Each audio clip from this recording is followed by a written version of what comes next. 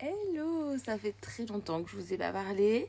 Ça fait 15 jours en fait le temps qu'on est parti en road trip. C'était génial.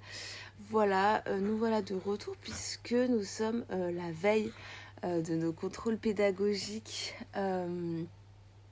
Voilà, donc on est rentré pour ça clairement. Donc pour ceux qui ne le savent pas, on est en instruction en famille avec nos trois grands. Du coup, quand on a une instruction en famille, on doit être contrôlé par l'éducation nationale tous les ans. Donc, tous les ans par l'éducation nationale et tous les 2 ans par la mairie de notre lieu de domicile. Voilà, donc là, on a les contrôles pédagogiques de nos enfants demain. Donc aujourd'hui, on est la veille. Je vais vous montrer un petit peu l'objectif. Ça va être de se remettre un peu dans les apprentissages de façon très ludique. Bon, je vous fais un petit récap sur les contrôles pédagogiques parce que j'ai eu pas mal de questions dessus, donc ça me donne l'occasion de vous en reparler, enfin de vous en parler. Comment ça se passe niveau maternelle primaire, pardon. Il va y avoir plusieurs personnes, donc un ou une inspectrice de l'éducation nationale et un ou plusieurs conseillers pédagogiques. Nous là on a plusieurs enfants qui sont contrôlés sur le primaire. Et donc du coup on a 2 conseillères pédagogiques, voilà, une par enfant plus un inspecteur d'éducation nationale qu'on connaît déjà, c'est le même depuis 3 ans, qui est hyper gentil. Donc ce qui se passe, c'est que c'est en 2 temps. Le premier temps, c'est une discussion entre le parent instructeur et l'inspecteur de l'éducation nationale, et le deuxième temps, c'est un temps entre les enfants. Donc c'est un temps entre les enfants et le conseiller ou la conseillère pédagogique. Voilà. Donc moi, c'est moi qui me recontrôle puisque c'est moi qui instruis nos enfants. Là, demain, comme on a plusieurs enfants, mon mari vient avec nous. Donc moi, je vais rester avec l'inspecteur et lui sera avec nos enfants et les conseillers pédagogiques. Voilà, ça permet d'avoir un parent auprès d'eux.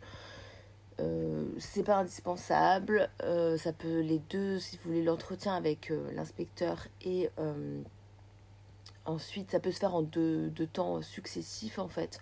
Nous on part du principe qu'on est déjà convoqué à 11h, que les enfants vont avoir faim, etc. Voilà, donc en fait on fait ça en même temps, l'un avec, donc moi avec l'inspecteur pour parler de la pédagogie, etc. Et mon mari avec les enfants et le conseiller pédagogique. Donc ce qui se passe pendant ce temps, ça dure, ça dépend. Moi généralement je reste 1 heure, 1 heure et demie avec l'inspecteur. Alors on a 3 enfants, donc ça prend un peu de temps. On fait le tour, on prend enfant par enfant et on fait le tour en fait de ce qu'on a fait cette année, des supports qu'on a utilisés. Alors comme je vous le disais sur les réseaux, nous ça va assez vite ça, tout simplement parce qu'en fait j'envoie en amont un dossier pédagogique où je liste les projets qu'on fait les enfants, les supports qu'on a utilisés, etc. Donc en fait tout ça ils l'ont déjà lu en amont, donc ça aide énormément. Je liste aussi ce que j'ai vu avec les enfants, ce qu'on n'a pas vu, leurs difficultés, le matériel qu'on utilise et qu'il faut privilégier au moment des contrôles. Si c'est du matériel un peu spécifique, je l'amène, etc. Donc en fait tout ça je le fais en amont, donc ça facilite beaucoup le contrôle. On discute aussi s'il a des conseils, des supports, etc. On discute en fait sur ma pédagogie. Voilà, donc ça c'est mon côté avec l'inspecteur, hein. On parle vraiment pédagogie, ce qui s'est passé pendant l'année, progrès, évolution, difficultés, etc. On fait un peu le tour de tout ça. Pendant ce temps-là, les enfants sont avec le ou la conseillère pédagogique. Ils sont entre guillemets, qui leur propose des exercices. Alors nous, elle en propose très peu. Généralement, elle part de ce qu'on a fait, des projets que les enfants amènent pour amener une discussion. Donc ça, je trouve ça très bien. Il y a des conseillers pédagogiques qui font des tests beaucoup plus formels. Nous, généralement, elle part des supports qu'on a amenés et de ce que les enfants ont envie de partager pour les amener vers les compétences qu'elle a envie de voir. Voilà, donc ça c'est top, elle est vraiment super géniale, vraiment hyper bienveillante, hyper à l'écoute. Par exemple, l'année dernière, elle avait prévu de faire lire à un de nos enfants un texte. Et en fait, notre petit loup avait amené un livre qu'il adore sur la science, la terre, etc. Et en fait, il voulait pas lâcher son livre et elle lui a fait lire ce livre-là. Elle lui a posé plein de questions de compréhension sur ce livre. Elle lui a fait reformuler. Et en fait, du coup, la discussion a dérivé sur les sciences, etc. Mais j'ai trouvé que c'était hyper bien amené, hyper intelligent. Elle aurait pu se braquer. Il y en a beaucoup qui le font. Donc voilà. Bref, donc voilà comment ça se passe. Nous, on a une équipe qui est hyper bienveillante, qui est très à l'écoute de nos méthodes, de notre pédagogie, de nos enfants, de leurs besoins, etc. Donc franchement, c'est génial. Bref, tout ça pour vous dire que c'est demain et que du coup, aujourd'hui, on va se remettre un peu le pied dans les apprentissages de façon très douce, très informelle. On va faire pas mal de jeux de calcul, etc. Donc, je vais vous montrer un petit peu tout ça. Voilà, donc là, du coup, je vais vous montrer quelques jeux que j'utilise, enfin, qu'on utilise au quotidien. Je vous en ai peut-être... sûrement dans les jeux que je vous ai montrés, que ce soit langage ou mathématiques. Là, vous les verrez comme ça en action.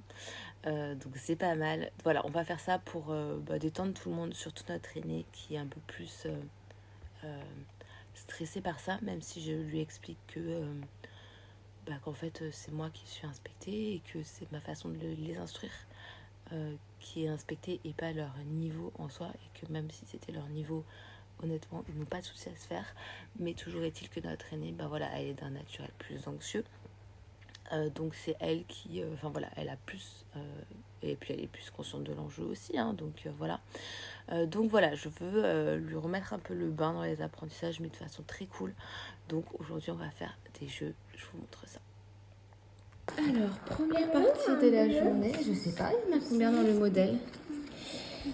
Proof d'un côté, donc ça c'est un jeu de calcul mental, je vous l'ai déjà montré à partir du CM et collège, vraiment trop top. Je vous laisse aller voir dans le détail dans calcul et maths, jeu de calcul et maths cycle 3-4. Il est vraiment trop bien. Et là, on est sur les petits pingouins, donc c'est ce coffret. Voilà, ce que j'aime bien, c'est qu'en fait là, il est en train de faire un algorithme. Il y a combien de pingouins verts, mon chéri, dans le modèle? À chaque fois, ouais. Là, il est en train de faire un algorithme. On peut faire du dénombrement, des calculs, du trait de couleurs. Il y a plein de choses différentes. Donc c'est vraiment top. Il y a plein d'activités qui peuvent être... Ah, tes souhaits. Il y a plein d'activités différentes. Donc c'est vraiment un support qui est très chouette. Et ça va jusqu'à 100. Donc voilà, c'est vraiment trop bien.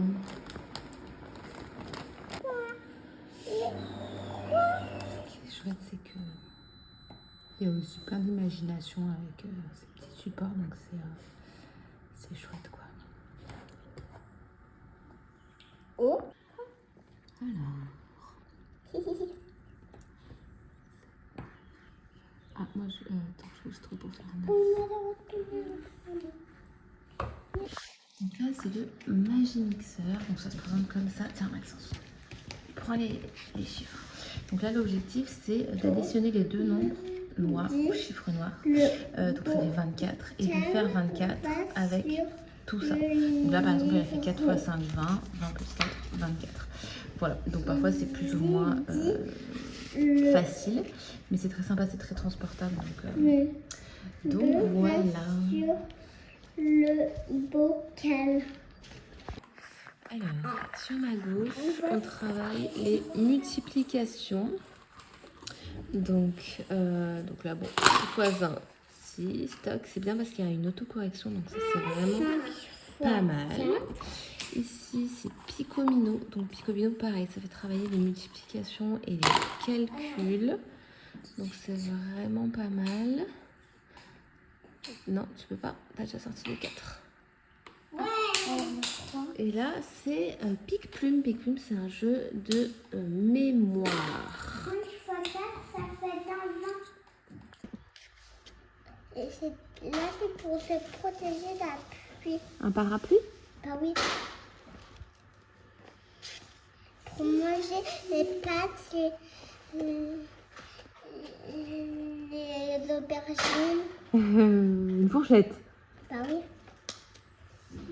C'était Ça maintenant, après, que calme. Alors moi, tu vois, je peux dire que 1, c'est 1 fois 1. D'accord? À toi. Est-ce que tu as une fois quelque chose? Bah oui. Quelque chose. 1 fois 4. Ouais.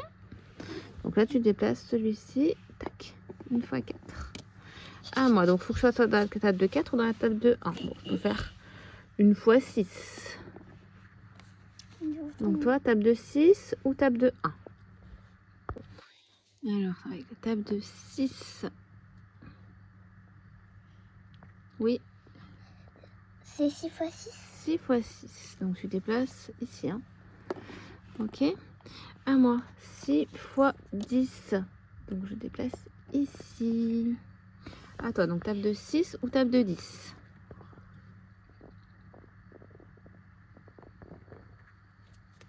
En bas, table de 10, c'est de quoi? Parce Allez, que vas-y. Bah, vas-y. 10 fois 10. Ok. 10 Qu'est-ce que fois ça 10, ça fait? fait... Oh, 100. Ok. Bah, moi, j'ai 10 fois 1.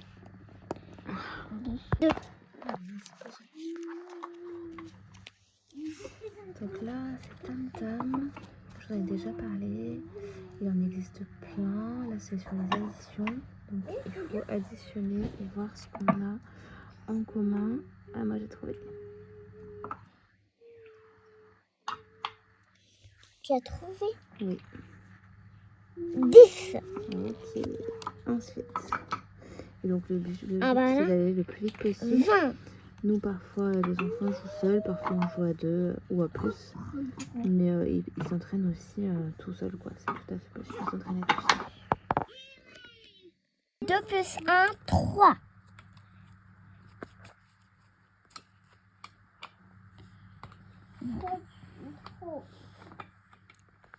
21.